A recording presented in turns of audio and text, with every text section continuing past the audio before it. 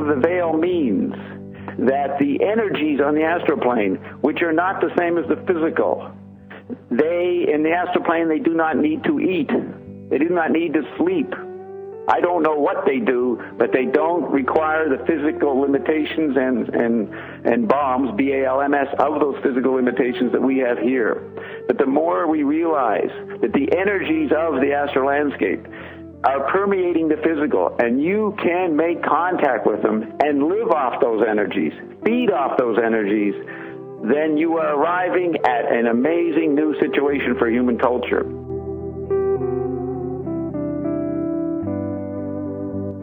And I'm here to tell you that if you learn to tap in, and I'm going to tell you how to do it, how to tap into these energies, then you won't need to eat as much. You won't need to worry about what you're doing. You won't worry about death. Death will be nothing.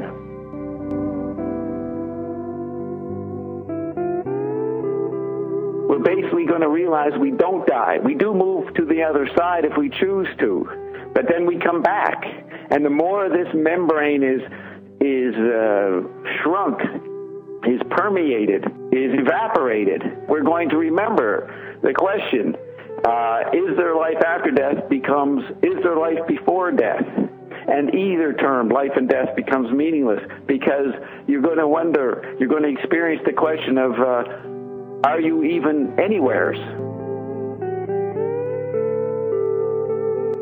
You will be immortal. We are moving into a level of access to immortality.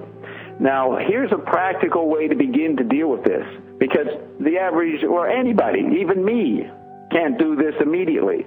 But I've had evidence of this stuff. This is almost like my Martin Luther King Sermon on the Mount. I have been to the mountaintop.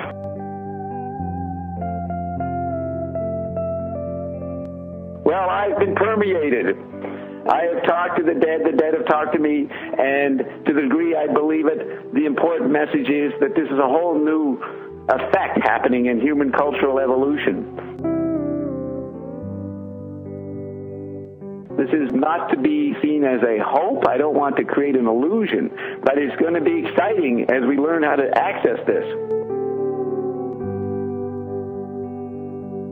And the way I present the method of access is to bring up the popularity of the book The Secret, and or the video The Secret, and the book The Secret, which came from a medium called Esther Hicks, who channeled the Abrahams and produced the principle of the law of attraction. You certainly have heard of the law of attraction.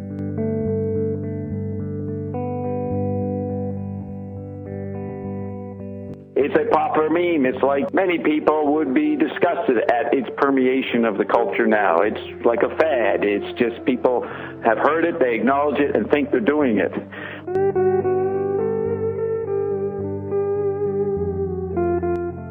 But one of the basic scenarios that Esther Hicks and the Abrahams through her laid out is the three phases of handling the law of attraction or experiencing it.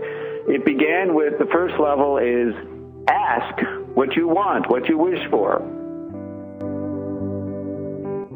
Wait for the answer to come. And when the answer comes, the third phase is to allow your acceptance of the answer.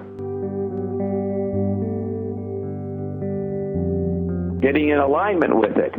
Those were the three phases laid out by the mediums like Seth, spoke through Jane Roberts, and the Evergreens through the Michael Blake Reed, and Cosmic Awareness through Dave Worster, Paul Shockley, and Ralph Doobie. Now the Abrahams, very popular. The law of attraction is common to all those sources.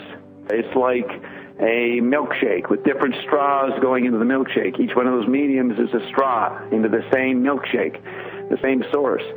And each medium, each person who channels this information distorts it. But the common factor is the law of attraction.